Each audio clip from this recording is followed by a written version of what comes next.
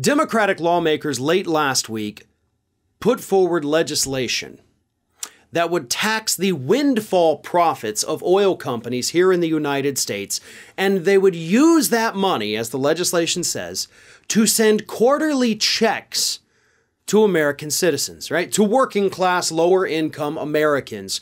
You would get a check every 3 months that would be money directly from the oil companies because they've been price gouging us for so long.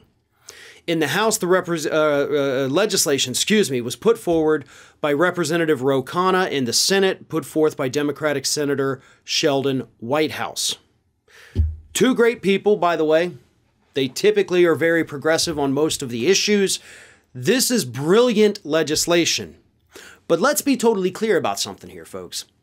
The purpose of this legislation, should it ever become a law, which I don't think it will, unfortunately, but the purpose of the legislation is not to actually get you money.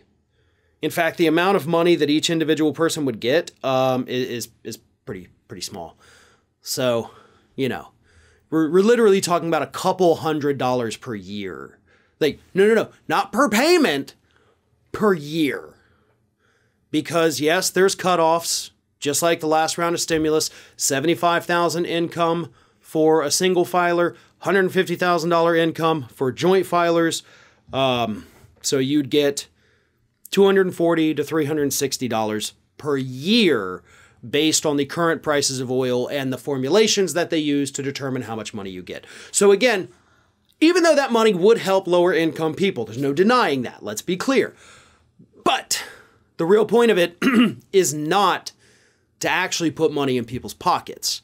The real point of the legislation is to stop these companies from gouging us at the pump. Because the windfall tax would be a 50% tax on those excess profits that the oil companies make. And again, there's a rather complicated way that they would figure this out. It's in the legislation.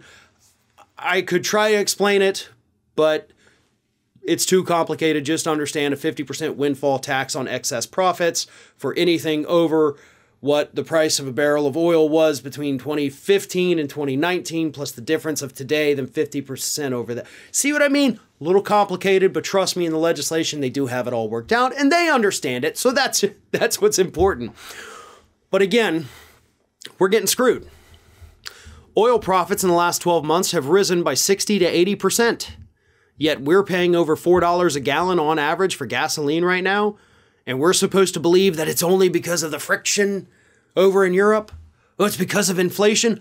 Bull! It is because of corporate greed.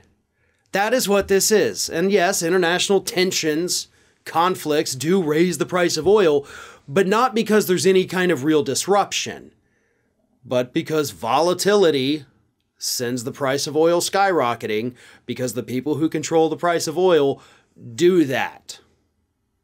That's why that is. It's not as complicated as a lot of people want to think.